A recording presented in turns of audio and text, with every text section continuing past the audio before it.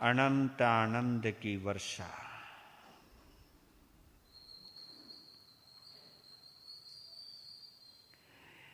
जिनवाणी के माध्यम से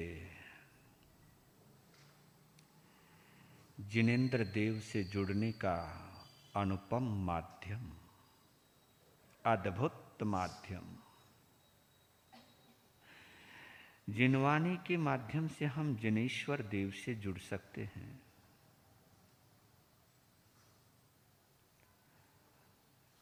जिसके अंतश्चेतना में जिनवाणी या जिनेंद्र देव से जुड़ने का भाव उठता है या भाव आता है, वे वास्तव में इस पूरे संसार में अद्भुत लोग होते हैं, परम सौभाग्यशाली होते हैं। नहीं तो दुनिया के पचड़े ही इतने हैं, लोग उनसे जुड़े जुड़े ही खत्म हो जाते हैं। लोग उनमें संलग्न रहते ही दुनिया से विदा हो जाते हैं। आप सभी कितने अद्भुत हैं कि दुनिया के कार्यों के साथ साथ आप आध्यात्मिक कार्य को करने के भाव पैदा होते। दुनिया की बातें सुनते सुनते भी आपको जिनवाणी सुनने के भाव पैदा होते हैं।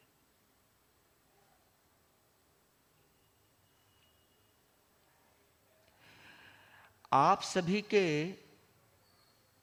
द्वारा बिताए हुए ये पल, ये समय, ये अनमोल क्षण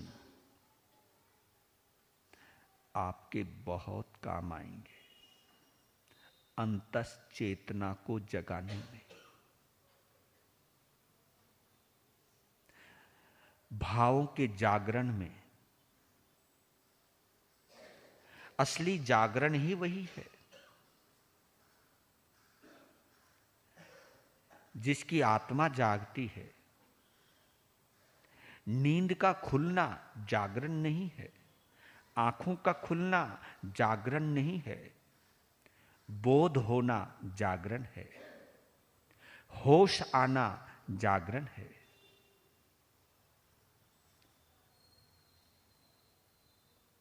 पता नहीं वो कौन सा समय होगा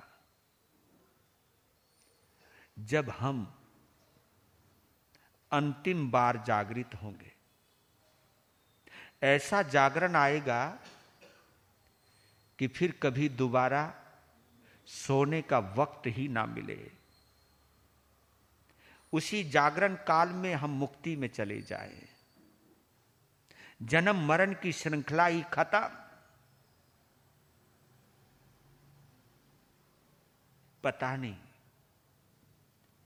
कौन से तीर्थंकरों की शरण मिलेगी, भरत क्षेत्र में मिलेगी या महाविद्य क्षेत्र में मिलेगी, पर लेकिन संसार से मुक्त होने के भाव तो पैदा होने ही चाहिए। और मैं तो दूसरी बात और कहता हूं, संसार से मुक्त होने के भाव अगर आप में पैदा नहीं होते तो ना होने दो। कम से कम जिनवाणी से तो जुड़िए, भगवतवाणी से तो जुड़िए। इससे जुड़ जाओगे, अपने आप होश आएगा। ये वो अमृत है जो हमें अमरता की ओर ले जाएगा। ये वो बोध है जो हमें बुद्ध बनाएगा। चाहे हम स्वयं बुद्ध बने, चाहे हम प्रत्येक बुद्ध बने, चाहे हम किसी के उपदेश के माध्यम से बुद्ध बने, पर लेकिन बुद्ध बनने के लिए धर्म स्थान में आना तो पड़ेगा। हां, अगर बुद्धू बनना चाहते हो जाओ, संसार पड़ा है। संसार बुद्धू बनने के लिए है, बुद्ध बनने के लिए नहीं है। बुद्ध अगर बनना चाहते हो तो यहां तो जी कुछ भी कहो, आना तो पड़ेगा। और आने के बाद भी आनंद आना चाहिए, ऐसा नहीं यहां के सो जाना चाहिए, आनंद आना चाहिए। 30वां अध्ययन तपो मार्ग गति, अद्भुत अध्ययन है। तपस्या के बारे में ही इसमें डिटेल से बताया है, विस्तृत रूप से व्याख्या की है। तपस्या के जो 12 भेद हैं, उन 12 भेदों को 2 भागों में डिवाइड किया है, बाह्य और आभ्यंतर। मैं तो यही एक बात कहना चाहता हूं आप लोगों से,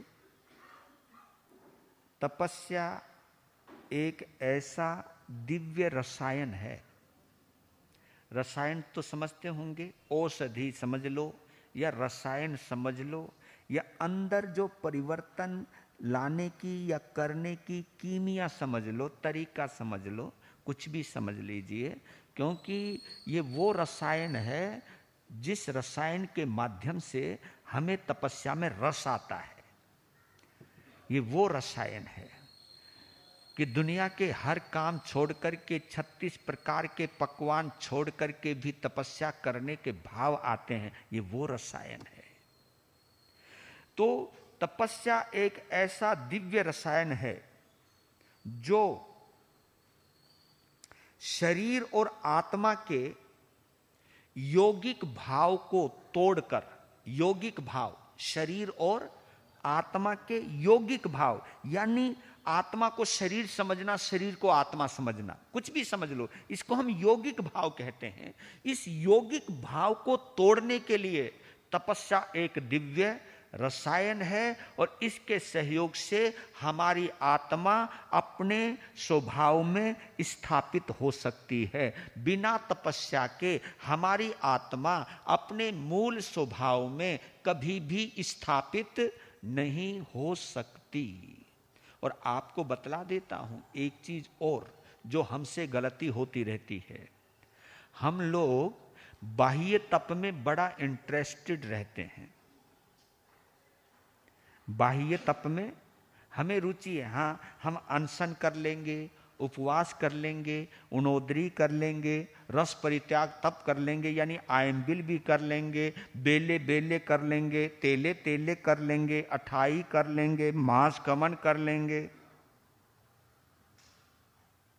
काय कलेश भी कर लेंगे, बड़े बड़े आसन लगा करके बैठ भी जाएंगे, 3-3 घंटे भी ध्यान लगा करके बैठ जाएंगे। हम बाह्य तप में जितनी रुचि लेते हैं, पर लेकिन आपको एक गहरी बात बताता हूं, जो भी हम बाह्य तप करते हैं ना, उसका उद्देश्य जो होता है वो आंतरिक तप होता है। यानी बाह्य तप से शुरुआत होती है और आंतरिक तप में उसकी पूर्णता होती है, क्योंकि हमारी तुम्हारी वो तपस्या अधूरी रहती है। जो तपस्या बाह्य तो हो गई, अंतर में नहीं गई, आंतरिक तप नहीं बना। आंतरिक तप बनना ही बाह्य तप की पूर्णता है।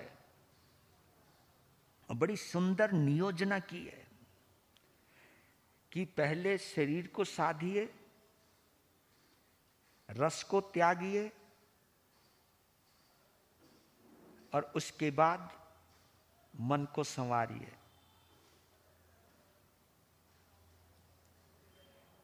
दूसरी भाषा में बोलूं, बाह्य तप वो है जिसके माध्यम से शरीर साधा जाता है, और आंतरिक तप वो है जिसके माध्यम से मन साधा जाता है। तो आपने देखा, हम तन तो साध लेते हैं किसी तरह से, पर लेकिन मन वैसा का ही वैसा पड़ा रहता है। तो ये अधूरापन अच्छा लगता है क्या? आप ये देखो, अगर आप कहीं परीक्षा देने जाओ और परीक्षा के अंदर 5 पेपर हैं और 5 पेपरों में आपने 4 पेपर तो सही कर लिए, लेकिन एक पेपर में अगर आप फेल हो गए तो क्या आगे जाओगे? अरे कंपार्टमेंट भी आ गई ना तो भी नहीं जा सकते, नो भाई पहले क्लियर करो मामले को। तो बाह्य तप बाहर की परीक्षा है, आंतरिक तप अंदर की परीक्षा है। अंदर से जुड़े रहो। तभी तो मैं कहता हूं आप लोग 28 बड़े आराम से कर लेते हो, लेकिन ना तो हम प्रायश्चित करते हैं, ना हम विनय भाव करते हैं, ना हम सेवा भाव में आते हैं, ना हम ध्यान कायोत्सर्ग करते हैं, ना हम अपनी आत्मा का परिमार्जन करते हैं। फिर काहे को अधूरी तपस्या? क्यों अधूरी तपस्या? करना है तो पूरा कोर्स करना है। हाँ, ये पूरा कोर्स है और इस कोर्स को पूरा करने के लिए प्रेरणा दी है इस 30वें अध्ययन में, जिसका नाम है तपो मार्ग गति, है ना। 3 शब्द आए ना, जैसे मोक्ष मार्ग गति है, ऐसे इसमें कौन सा शब्द आया? तपो मार्ग गति। तपस्या किस किस तरीके से हो सकती है और हमारी उसमें क्या गति, क्या प्रगति, क्या चाल है हमारी, ये अपने आप को जांचने के लिए, अपने आप को समझने के लिए ये 30वां अध्ययन भगवान ने फरमाया है। देह के निज आत्मा से, देह के निज आत्मा से संग को पहचानना,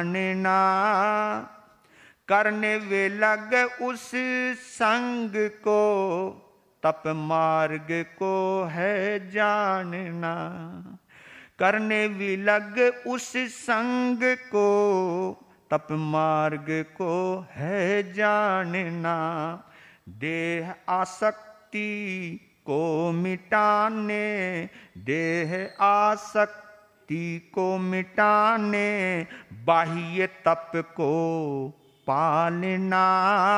निज गुणों की प्राप्ति है तो अंतर तप को साधना। निज गुणों की प्राप्ति है तो अंतर तप को साधना। 4 लाइनों में पूरा का पूरा सार आ गया। क्या बोला? देह के निज आत्मा से संग को पहचानना।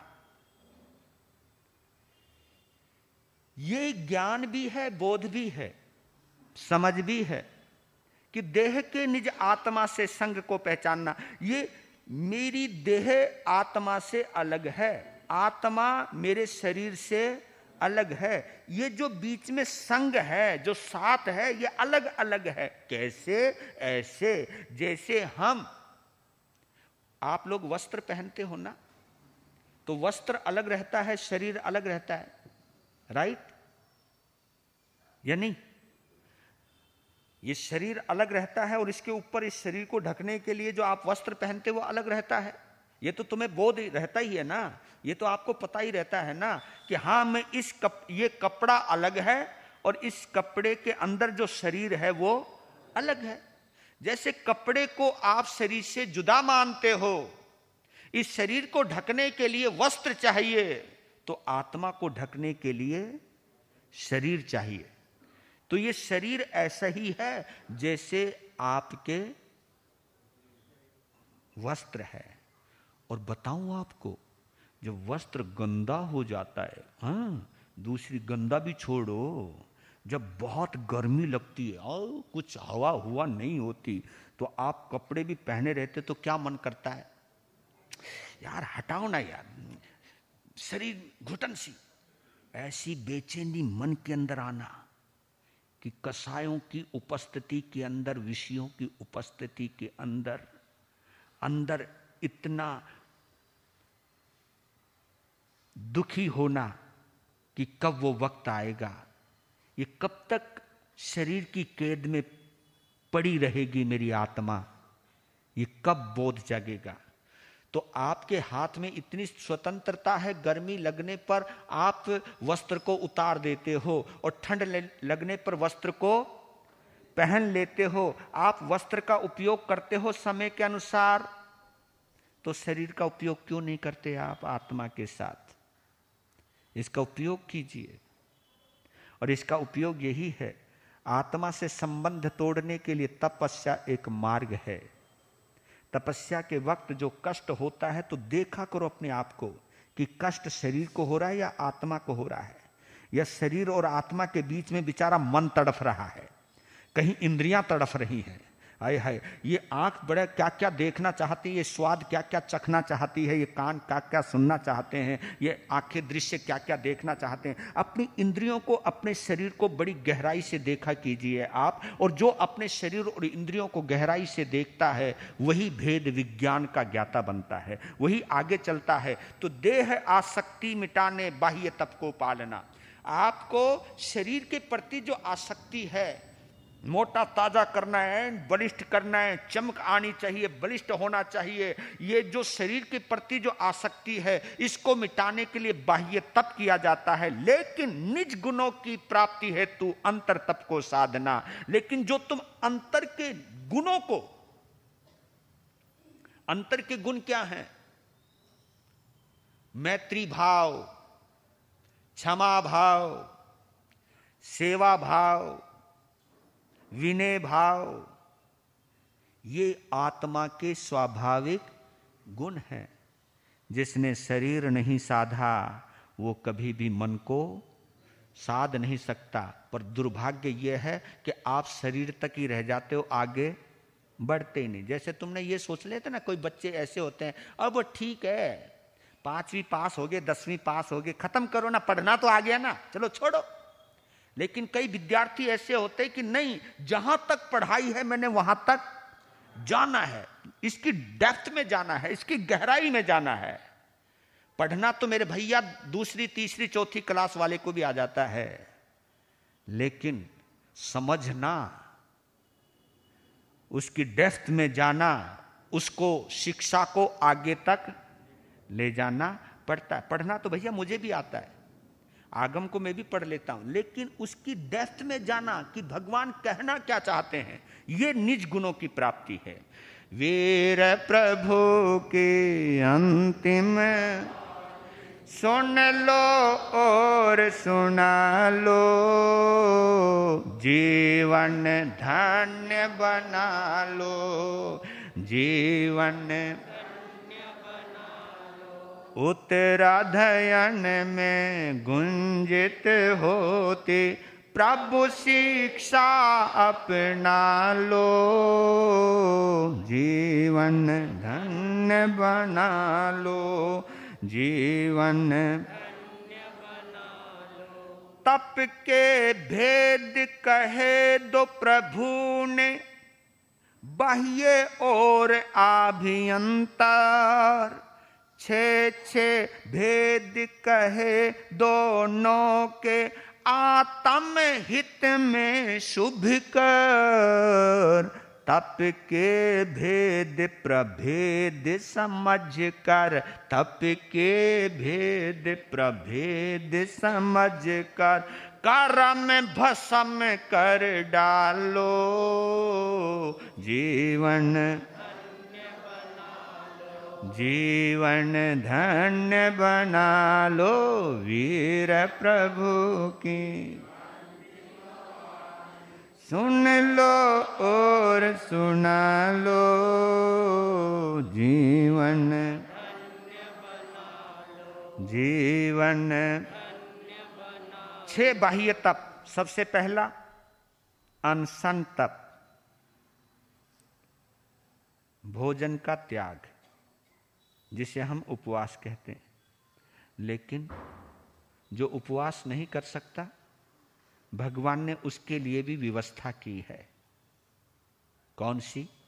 उनोद्री, यानी भूख से कम खाना। मैं 4 रोटी खाता हूं या खाती हूं तो 3 या 2, बस काम चलाना है, शरीर चलाना है। उनोद्री यानी स्वादिष्ट भोजन हो, सब्जी में भी स्वाद हो, अंदर से लालसा, एक और खा लूं, एक और खा लूं, उस वक्त अपने आप को रोकना भी तपस्या है, उनोद्री तप। और सच कहूं आपको, अगर आप लोग उनोद्री तप करो ना, तो जिंदगी में तुम बीमार ना पड़ो। जो ठूस ठूस के खाते हो ना तुम, कभी यूं कभी यूं, वह जगह बना बना के खाते हो। हमारे दिगंबर मुनियों में एक विधान है कि खड़े खड़े खाना। यह विधान क्यों बनाया गया? कि विधान इसलिए बनाया गया कि ताकि आप भूख से ज्यादा खा ही ना सको, क्योंकि आराम से बैठोगे। और कई लोग तो महानुभाव, तुम्हें मैं बताया भी था, एक आसना है, बहुत गजब का करते हो आप लोग। एक आसना भी तुम पता नहीं एक एक घंटा लगा देते हो।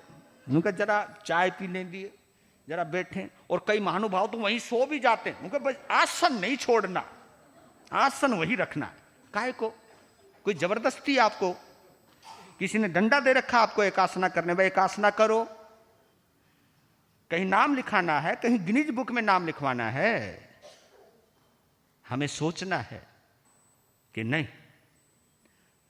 एक आसने का भोजन मैं वैसे ही करूंगी जैसे प्रतिदिन का भोजन होता है। बस जितनी देर प्रतिदिन के भोजन में लगती है उतनी देर लगेगी। मन को रोकिए मेरे बंधु। तो उनोद्री तपस्या करनी चाहिए। भिक्षाचर्या ये संतों के लिए है, आपके लिए भी है। पहले भिक्षु दया भी हुआ करती थी, कभी आपको लोगों को याद हो। ये श्रावकों के लिए भी एक अभ्यास करवाया जाता था, भिक्षु दया। यानी आपको इसी वेश में रहना, जो संत का वेश है वही वेश में रहना, और हाथ में बर्तन लेकर के गोचरी करने के लिए जाना। आजकल तो बड़ी व्यवस्था की जाती है, लेकिन पहले श्रावक अनजान घरों में भी जाया करते थे भिक्षु दया करने के लिए। ये भी एक तपस्या है। क्यों भिक्षाचर्या तपस्या क्यों है बताओ? भिक्षाचर्या तपस्या इसलिए है कि मांगना कोई बच्चों का खेल नहीं है। बड़ा बड़ा सेठ अरबपति भिक्षु दया कर रहा है और हाथ में बर्तन लेकर के किसी के घर मांगने जाए तो अहंकार को गलाना पड़ता है। हम संत लोगों के लिए भी ये विधान है कि जहां उसकी दीक्षा हुई है, जहां का वो रहने वाला है, संत बंती पात्रे उठा जा मांगने। लोग ये सोचे कि भाई इतने करोड़पति सेठ का लड़का और ये भिक्षा मांग रहा है, ये अहंकार गलता है। और जब अहंकार गलता है, अरे वो तो जमाना गया। आजकल तो आप लोग बड़ी इज्जत के साथ ले जाते हो हमको, पधारो ना, आप आए क्यों नहीं, हम तो इंतजार देखते रहे, आप बड़ा मान मनुहार करते हो हमारी। लेकिन कई जगह ऐसी भी होती है जहां हमको भी भिक्षा के दौरान कड़वे घूंट पीना पड़ता है, अपमान सहना पड़ता है। और उस अपमान का सामना करते हुए भी मन में कोई गलानी भाव ना आए, ये हमारे लिए तपस्या है। कहीं बढ़िया सा भोजन बना हुआ है, सब्जी में गंध आ रही है, पातरी रख करके साधु इधर उधर देखने लग जाए, डालती रहे। क्योंकि ये अगर संत सोचता है तो ये गोचरी को तप ये भी बनाया है, इसलिए भी बनाया है, भिक्षाचर्या को तप इसलिए भी बनाया है कि मेरी भिक्षा भी हो जाए और दूसरे के भाव भी खराब ना होए, उसके भी भाव संभले रहें और मेरे भी भाव पूरे हो जाएं, मेरा भी आवश्यकता पूरी हो जाए। इसलिए इसको गोचरी भी कहते हैं, इसको मधुकरी भी कहते हैं। इसका नाम मधुकरी भी। जैसे भंवरा फूल के ऊपर कभी यहाँ बैठता है, कभी वहाँ बैठता है, कभी वहाँ बैठता है, थोड़ा यहाँ से लिया, थोड़ा यहाँ से मकरंद लिया, अपने को तृप्त कर लेता है। ये चीज, ये विधान है। यानी गृद्ध नहीं होना, तृप्त रहना, ये गोचरी करते हुए भिक्षाचर्या। ये भी रस परित्याग, ये और बड़ी गजब की बात है। ये उणोदरी से भी खतरनाक मामला है। रस परित्याग तप, जिसको हम क्या बोलते हैं, आयम्बिल कहते हैं। आप लोग तो आयम्बिल में नमक भी लगा लेते हो, कई लोग तो काला नमक, पता नहीं कौन सा सेंधा नमक डालते हैं। ये करते हो नहीं? ये चलता रहता है। कई जगह तो पता नहीं अपनी स्पेशल मिर्च भी लेकर के जाते हैं। अरे भाई आयम्बिल कर रहे हो, आयम्बिल कीजिए ना।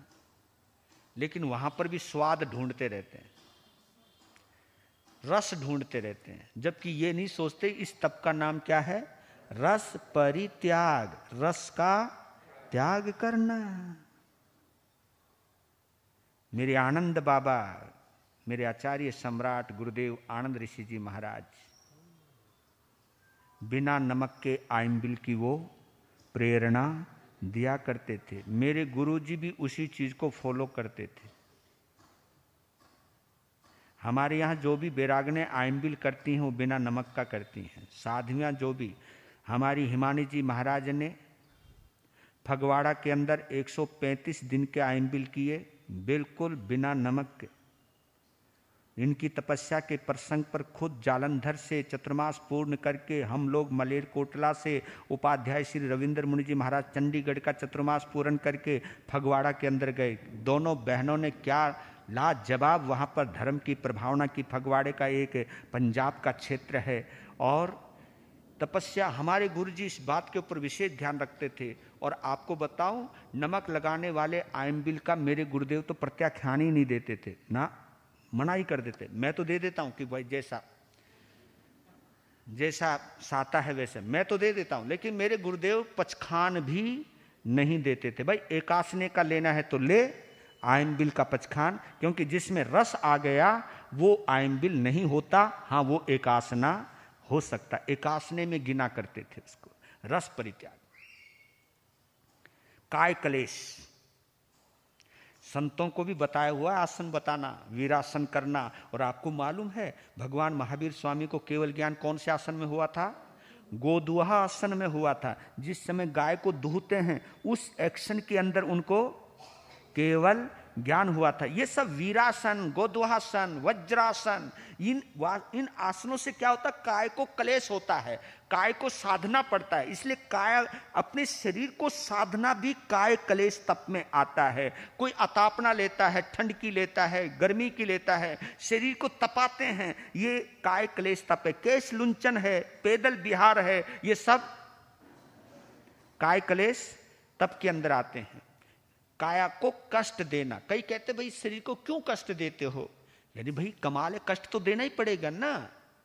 अगर मक्खन में से घी निकालना है और कोई ये कहे भाई बर्तन को काहे को गर्म करना, बर्तन को काहे को गर्म करते हो भाई? अरे भाई बर्तन को गर्म नहीं करेंगे तो मक्खन घी कैसे बनेगा? तो घी बनाने के लिए बर्तन को तपना तो पड़ता है। इस आत्मा को निर्मल करने के लिए शरीर को तपाना तो पड़ता है। प्रतिसल्लीनता,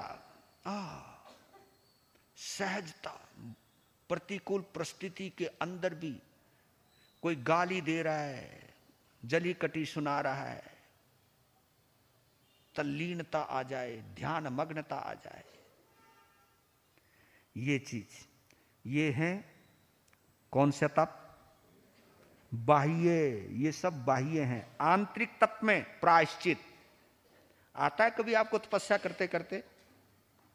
प्रायश्चित तप यानी अपनी गलती स्वीकार करना भी तप है। ये इससे बड़ा कोई तप नहीं। गलती होना मानवीय स्वभाव है, लेकिन गलती को स्वीकार करना यह हमारी भारतीय संस्कृति है, यह हमारी भारतीय परंपरा है। यह जैन धर्म की परंपरा नहीं, समस्त मानव धर्म की परंपरा है। गलती करना कोई बड़ी बात नहीं है, लेकिन गलती को स्वीकार करना और उसका प्रायश्चित करना कि यह मेरे से गलती हुई है, इसका यह प्रायश्चित। तो प्रायश्चित को भी तप कहा है। विनय को भी, किसी के आगे झुकना, किसी की सहन करना, चाहे सास, चाहे बहू, चाहे भाई, चाहे बहन, चाहे कोई भी, चाहे गुरु, चाहे शिष्य, चाहे गुरु, कोई भी जो सहन करता है, विनय भाव आता है, ये भी तपस्या। और ये सब चीजें ऊपर से भी कनेक्टेड हैं। ये मैंने कह चुका हूं कि बाह्य तप की जो लक्ष्य है वो आंतरिक तप की पूर्णता तक जाना चाहिए। तो विनय तप, वैयावृत्य, सेवा के भाव आना,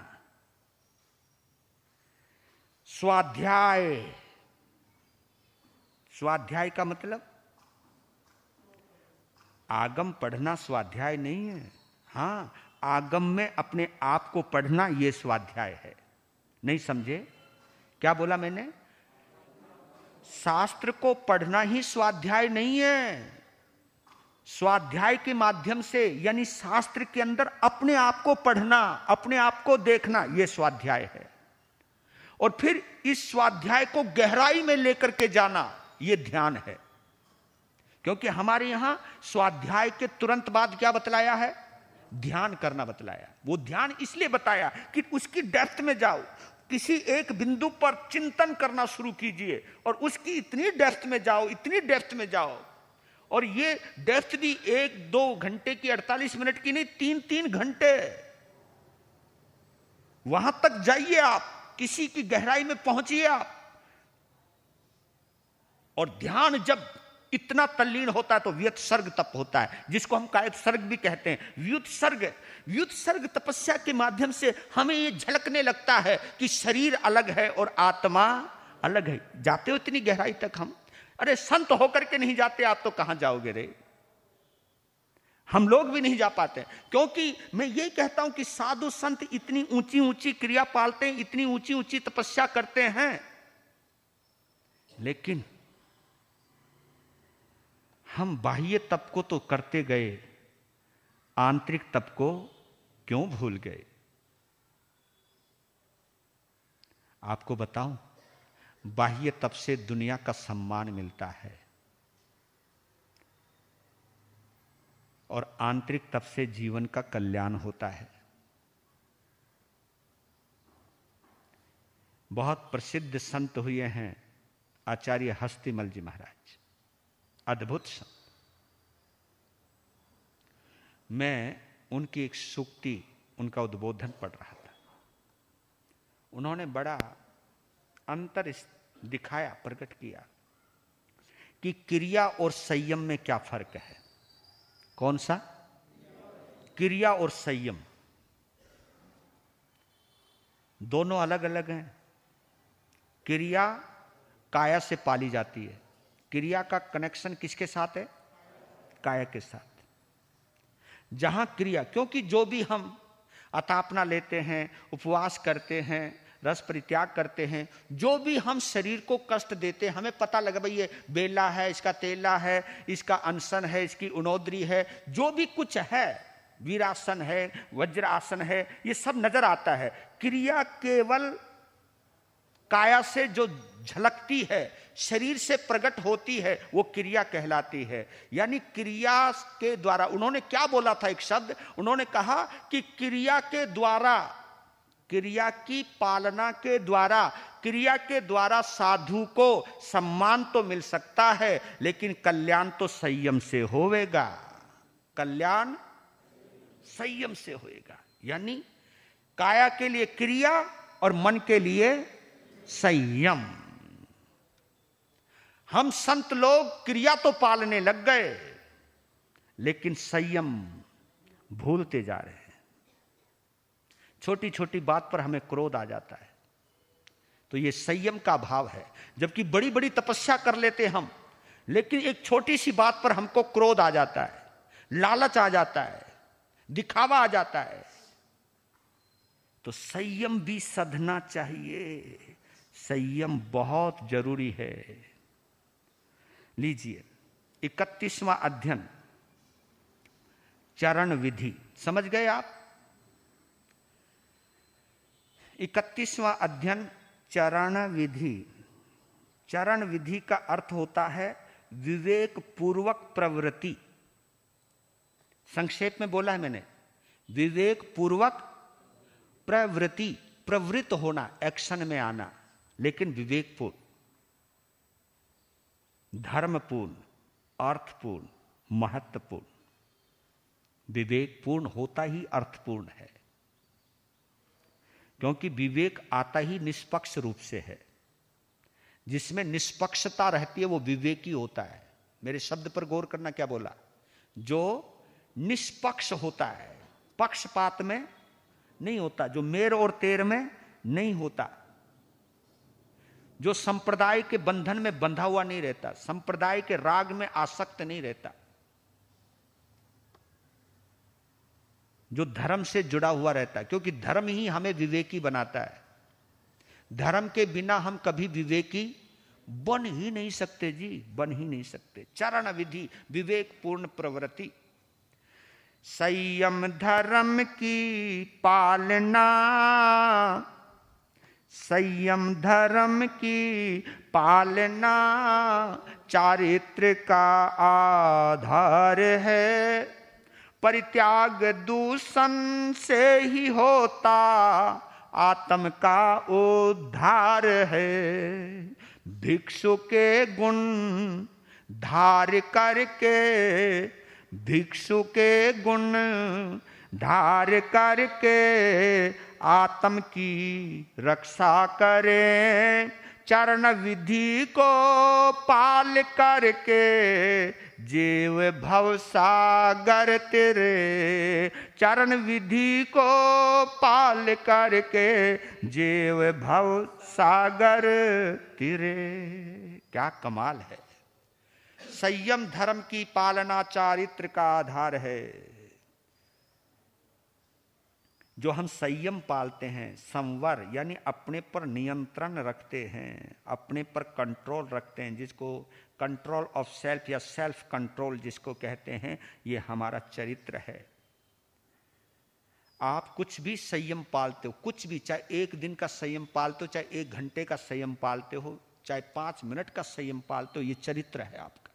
इसलिए कहता हूं कि संयम जरूर पाला करो। संयम का मतलब अपने पर कंट्रोल करना सीखिए, अपने पर नियंत्रण रखना सीखिए। अगर किसी ने कड़वे वचन बोल दिए हैं तो आप अपने ऊपर नियंत्रण कीजिए कि नहीं, फ्रस्ट्रेट नहीं होना, एकदम गुस्से में भभकना नहीं है, एकदम आंख नहीं दिखानी, कंट्रोल कर, नियंत्रण कर। यह चरित्र है। क्योंकि बिना संयम के कोई भी चरित्र का आधार बनता ही नहीं। बिना संयम के चरित्र आ ही नहीं सकता है। संयम हमको दूषण, दूषण यानी दोष, दोष यानी बुराई से दूर करता है। जो भी बुराई का हम त्याग करते हैं ना, ये हमारा संयम है। ये हमारा जो भी बुराई, जो भी बुराई जिनको तुम भी बुरा मानते हो कि हाँ ये बुराई है, उन बुराइयों का त्याग करना ही संयम है, और ये संयम ही चरित्र है। तो त्याग तो आप भी कर सकते हो। क्या सारा त्याग करने का ठेका हमने ले रखा है क्या? आप भी तो त्याग कर सकते हो। आप ये क्यों कहते हो गुरु महाराज आप तो संत हो? मैंने कभी कभी सोचता हूं, अद्भुत बात कहते हैं। कई कहते हैं कि गुरु महाराज हम आपके अंदर भगवान देखते, भगवान। तो मैंने भी बोल दिया कि तू हमारे में अगर भगवान देखता है ना, तो हम थारे में देवता भी देखना चाहते हैं, हम भी देवता बन जाओ। मैंने कोई गलत तो नहीं बोला? बोलो ना। हम तो गृहस्थी है जी, हम तो कुछ भी कर सकते हैं। वाह भाई वाह, तू हाँ गृहस्थी है, तू सब कुछ कर सकता है, लेकिन श्रावक नहीं हो सकता तू। अगर श्रावक है तो फिर तुझे कोई भी सब कुछ करने की इजाजत नहीं है, फिर मर्यादा में आ जा। और सुन, अगर तू सब कुछ करता है फिर संत को टोकने का अधिकारी नहीं है तू, फिर संत को मत टोक। बीड़ी पीने वाले, गुटखे खाने वाले, शराब पीने वाले, हम संतों को संयम का पाठ पढ़ाने के लिए आ जाते हैं कि संत को यह नहीं करना, संत को वो नहीं करना। अरे कमाल की बात है। आप स्वयं पर तो संयम कीजिए, स्वयं पर तो नियंत्रण कीजिए। छोटी छोटी बातों पर आप लोग भी बिदक जाते हो। कभी लोग तो, मैं तो समाज करने भी आते ना कई लोग, तो जो समाज ने भी आसन बिछा रखे हैं उसको पटकते हैं और फेंक के मारते हैं। अरे भाई कमाल की बात है, विवेक रखो भाई। आपको अपना आसन प्रिय है, बैठाए, बैठिए आप, लेकिन इस तरह पटक के मारना ये अपमान है उस आसन का जिस आसन के ऊपर कोई श्रद्धालु बैठा हुआ है, उसका अपमान है। इसलिए बड़े महत्वपूर्ण कहते हैं कि फटे हुए वस्त्र का भी अपमान मत करो, क्योंकि उसने कभी किसी की इज्जत बचाई है, छिपाई है। आसन का अपमान मत करो, इस आसन ने किसी को पढ़ा दी है। छोटी छोटी बातें गौर करनी चाहिए, ध्यान देनी चाहिए।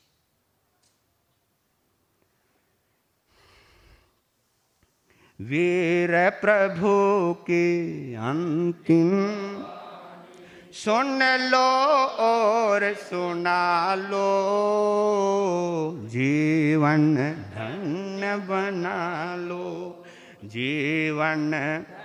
मैं एक बात पूछना चाहता हूं आप लोगों से कि जब आप भक्ताम ये आगम की वाचना कर रहे हो, श्रुतदेव की आराधना कर रहे हो, आपको आनंद आ रहा है या नहीं आ रहा है? सच बताओ, आ रहा है या नहीं आ रहा है? कभी लगता है आह मजा आ गया, अभी धन्य होगी जिंदगी, कान जो है ना धन्य हो गए, आंखें धन्य हो गई, हमारा पूरा शरीर धन्य हो गया। ये भाव अनुमोदना के हैं। इन्हीं अनुमोदना में आगम की आराधना हो जाती है। इन्हीं अनुमोदना में अनंत पाप कर्मों की निर्जरा हो जाती है। कमाल की, इतना सस्ता साधन आपके पास, फिर भी कितना आलस भरा रहता है कई लोगों में। वीर प्रभु की अंतिम वाणी सुन लो और सुना लो, जीवन जीवन धन्य बना लो। ऐ संयम का वर्जन करना, संयम में पग धरना, राग द्वेष है पाप प्रवर्तक, इनसे सदा ही बचना, चरण विधि का पालन करके, चरण विधि का पालन करके जग का बंध छुड़ा लो, जीवन धन्य बना लो, जीवन। चरण विधि है क्या? असंयम का वर्जन, असंयम का त्याग और संयम का स्वीकार। मर्यादा में अपने आप को बांधना, संयम में अपने आप को बांधना और छोटे छोटे त्याग से अपने आप को जोड़ना, ये चरण विधि है।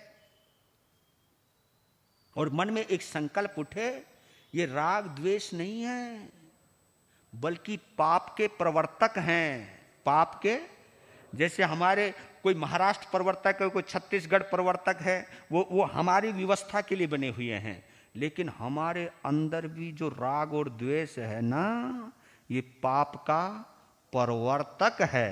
क्या मतलब? हमें पाप करने को बाध्य करता है। कौन? राग और द्वेष। ये हमें पाप करने को बाध्य करते हैं, ये हमको गलत सोचने को बाध्य करते हैं, गलत करने को बाध्य करते हैं, भेदभाव करने को बाध्य करते हैं। मन में एक संकल्प उठे ना, इनसे बचना है। जितना मैं पूरी तरह नहीं बच पाऊं तो कम से कम मात्रा में करता जाऊं। क्षय नहीं कर सकता तो उपशम तो करूं, उपशांत तो करूं, इसको कुछ शांत तो करूं मैं। ऐसा मन में भाव रखना, ये चरण विधि है। और आपने देखा होगा श्रवण सूत्र के अंदर, एक विहे असंजमे, दो विहे राग बंधेनम, दोष बंधेनम, तीन दंडेनम, मन दंडेनम, वाय दंडेनम, काय दंडेनम, प्रणतिहि गुत्तीनम, मन गुत्तीनम, वही गुत्तीनम, काय गुत्तीनम। आपने ये सब पाठ पढ़े हैं, 1 से लेकर 33 असातना तक सब कुछ आ गया रे। कमाल है। एक विहे असंजमे, असंयम का त्याग करना, राग द्वेष का त्याग करना, मन गुप्ती, वचन गुप्ती, काय गुप्ती, इनका नियंत्रण करना, 3 शल्यों का त्याग करना, 3 दंडों का त्याग करना, 3 गारव का त्याग करना, 4 कसायों का त्याग करना, 4 प्रकार के ध्यानों में 2 ध्यान का त्याग करना, 2 ध्यान की साधना करना, आराधना करना, 5 महाव्रतों की 5 जो भी अव्रत हैं उनको स्वीकार करने के बाद उनका त्याग करना, 5 अव्रतों की जानकारी लेकर के व्रतों को धारण करना, 5 सम्मतियों का, 6 काया का, 7 भयों का, 8 मदों का। ये देखो बिल्कुल गिनती चलती रहती है। 10 विध धर्मों का, 11 श्रावकों की प्रतिमाएं होती हैं, 12 भिक्षुओं की प्रतिमाएं होती हैं। इस प्रकार 33 असातना तक जाना। और 33 असातना के बाद एक पाठ और आता है, अरिहंतानम असाना, सिद्धानम असाना, आर्यानम असाना, वो भी 33 है। तो इनको एक चरण विधि कहते हैं। इसके बाद ये, इसके बाद ये, इसके बाद ये। तो एक तरीका है पहले, क्योंकि बुराई को समझोगे नहीं तो बुराई को छोड़ोगे कैसे। सोचा जाने कल्याणम, सोचा जाने पावगम। सुनने से ही ज्ञान होता है, सुनने से बोध होता है। और मैं तो कभी कभी कहता हूँ, संतों की सुनने के बाद कभी कभी तुम अपनी भी सुन लिया करो। और मुझे तो लगता भी नहीं होगा कि तुम यहाँ से जाने के बाद तुम्हें आगम की भी याद आती होगी, पता नहीं आती भी होगी नहीं। बस जी महाराज, बस जो भी धर्म ध्यान है बस यही कर लेते हैं, बाहर तो फिर हम वही करते हैं जो करते हैं, फिर तो वही करते हैं। पर यहां पर जुड़ करके रहना है हमको, धर्म स्थान को छोड़ना नहीं। मैंने क्या सुना है, और जो सुना हुआ सामने आता है तुरंत सचेत हो जाना, ये आपका धर्म है, ये आपको समझना है। तो एक ये चरण विधि है, एक चरण विधि का तरीका है, और इस तरीके से आप आगे बढ़ें, आपकी आत्मा का कल्याण होगा। वीर नाम के हीरे मोती, गुरु नाम के हीरे मोती, मैं बिखराऊं गले गले, ले लो रे कोई राम का प्यारा, शोर मचाऊं गले।